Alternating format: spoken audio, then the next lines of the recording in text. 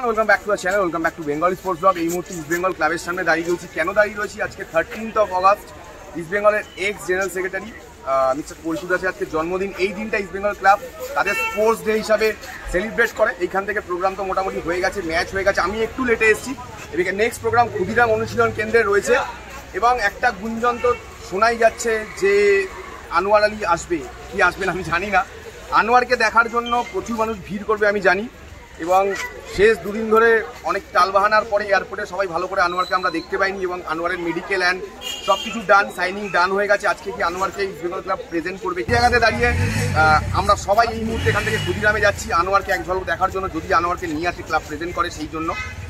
এবং যারা এই মুহূর্তে ভিডিওটা দেখছো তাদেরকে বলবো, কালকে কিন্তু এখনও টিকিট অ্যাভেলেবেল। কালকে কিন্তু 9 বছর বাদে ইস্ট বেঙ্গল ক্লাব এশিয়াতে কম্পিট করতে নামছে এগেন্স্ট তুর্কিমেস্তানের ক্লাব আলটিনাসির। সবাই স্টেডিয়ামে চলে এসো, ভিড় করো।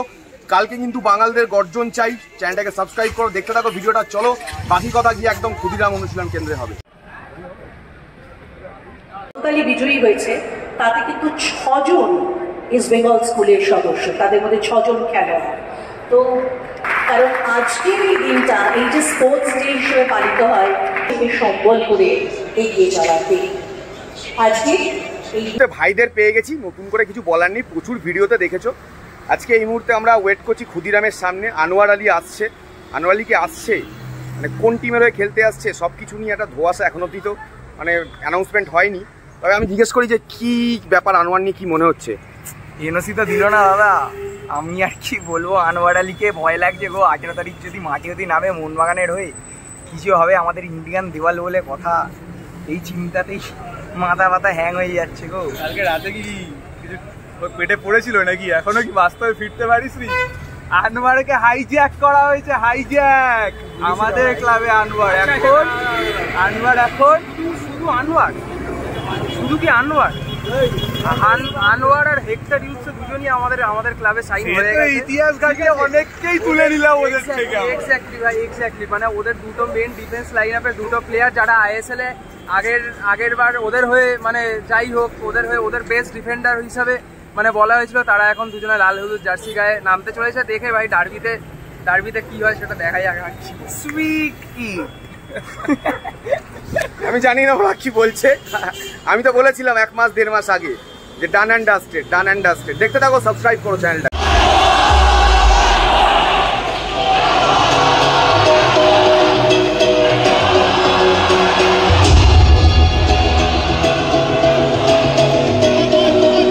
গৌতম দা আসুন না, প্লিজ আসুন গৌতম দা।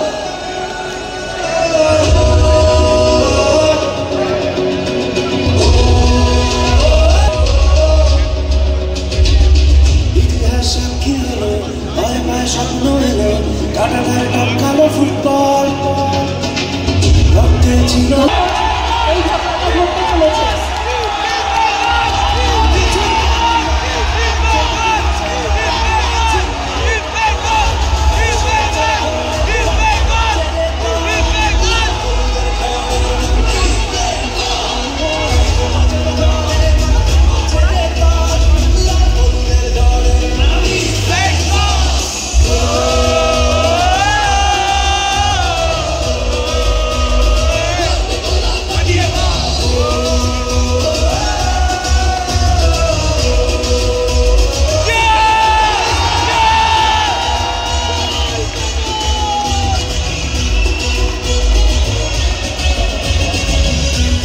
দীপক মন্ডল একটু প্লিজ, দীপক মন্ডল আগেও আমরা ডাকছিলাম। দীপক মন্ডল কোথায়? একটু মঞ্চে আসুন।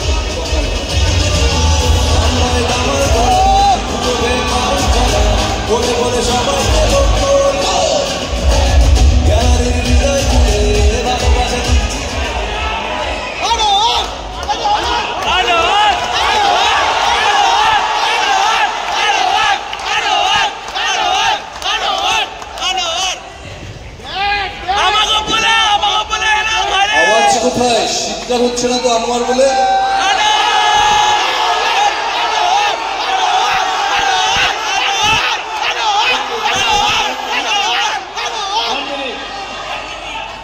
আপনারা সবাই জানেন দীপক মন্ডল ভারতবর্ষের অন্যতম সেরা স্টপার, এবং আমাদের টিমে যারা খেলেছে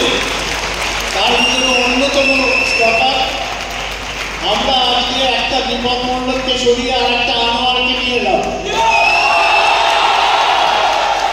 আজকে দীপক মণ্ডল আমাদের হাতে তুলে দিচ্ছে আনোয়ারকে, এবং আমার পাশে দাঁড়িয়ে আছেন আমাদের মাননীয় মন্ত্রী, আমাদের কোম্পানির director Aditya Agarwal, president Murarilal Lohia, secretary Rupak Shah, সবাই আমরা এখানে উপস্থিত। আজকে এক্ষুনি এখন তুলে দেবেন আদিত্যজি ওর হাতে, এবং দীপক মণ্ডল স্পোর্টস মিনিস্টার ওর হাতে আমাদের ওর জার্সি তুলে দেবেন, 4 নম্বর জার্সি। ও সরি, আমার ভাই এখানে রয়েছে, প্লিজ লরা প্লিজ।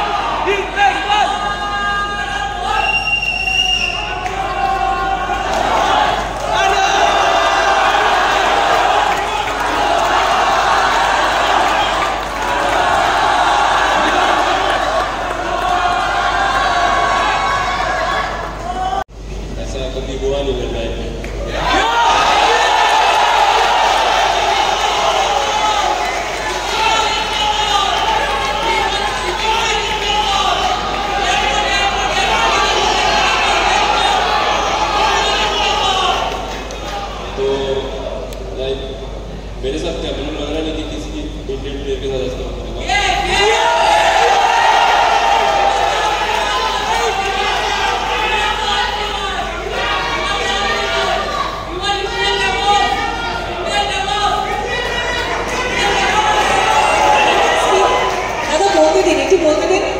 আপনারা যদি বলেন তাহলে ওর কথা শুনতে পাবেন না, প্লিজ সাইলেন্স।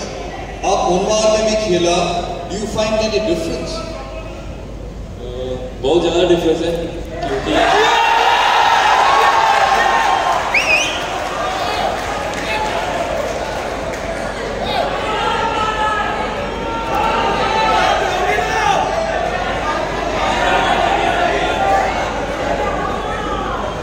तो जिन्होंने जिस हिसाब से वेलकम किया उन्होंने मेरे को 2 दिन हुए, 2 दिन भी ऐसा लग रहा है कि मेरे को बहुत टाइम हो गया था, इतना प्यार मिल रहा है मेरे को। एंड आई होप कि ऐसे मिलता रहे मेरे को और मैं अच्छा परफॉर्मेंस करूँ ये टीम के लिए, शुक्र के लिए। एंड जितना हो सके उतना ट्रॉफी और विन मैं कोशिश करूँगा अपनी तरफ से कि ये क्लब को प्रोवाइड करूँ।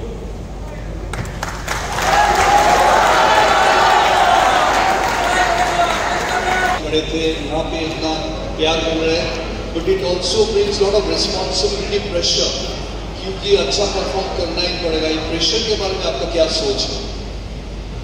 प्रेशर तो नॉर्मली एवरी मैच में रहता है, क्योंकि एवरी मैच हमको जीतना होता है, तो प्रेशर तो हैंडल मैं तो बहुत मेहनत कर रहा हूँ, तो प्रेशर सबको होता है, मेरे को नहीं, बड़े बड़े प्लेयर्स को होता है। तो प्रेशर वो जब स्पोर्टर जब हमारी सपोर्ट करते हैं तब प्रेशर पूरा डाउन होता है, पूरा फ्रीली माइंड करता है हमारा परफॉर्मेंस देने के लिए, अपना 100% देना। तो मैं वही चाहता हूँ कि आप लोग मैच में आओ और अच्छे से सपोर्ट करो, और ऑब्वियसली जीतेंगे हम लोग।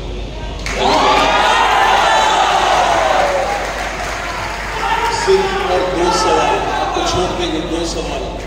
आप लास्ट ईयर आपने देखा इस बंगाल का परफॉर्मेंस, ओवरऑल टीम प्ले, आपका क्या, आप इस टीम में नहीं थे, दूसरी टीम में थे, बट आपका क्या सोच चल रहा था इस बंगाल टीम के बारे में? क्या व्हाट वर योर, मतलब आपका असेसमेंट क्या था? मैं किसी पे उम्मीद नहीं करूँगा कोई भी टीम पे, क्योंकि मैं जो भी टीम के लिए खेलता हूँ मैं अपना 100% देता हूँ। एंड मैं चाहता हूँ कि मैं आगे तक भी अच्छा परफॉर्म करूँ, कि मेरे को जो स्पोर्ट है उनके लिए अपना 100% से ज़्यादा अपना परफॉर्मेंस।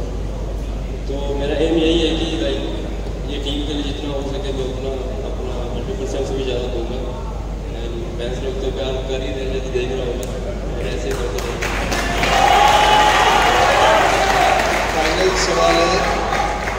मैंने सुना कि आप 2 घंटा पहले आप आ चुके थे, आप कहाँ छुपे हुए थे? मेरे को छुपा के रखा था, पीछे छुपा के रखा था। ये सारे शोर मचा रहा है, डर्बी 18 डर्बी, आपका क्या सोच है 18 डर्बी के मैच में?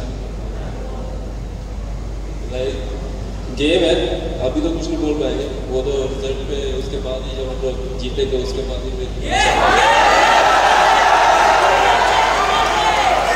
So Mohammed is very confident about winning. जीतेंगे, वही उनके बात है कि मैच खेलेंगे और जीतेंगे। जय ईस्ट बंगाल!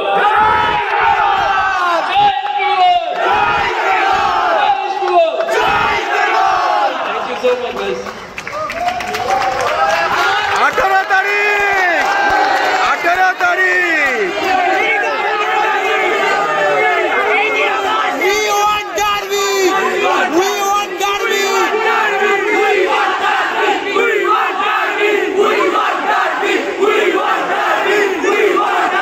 संजीव अग्रवाल जी के क्वेश्चन।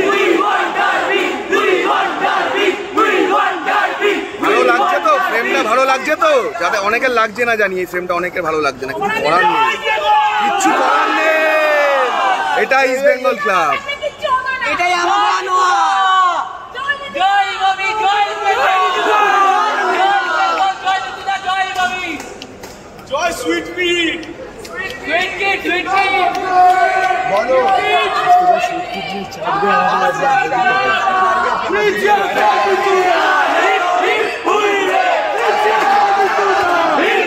ইমামি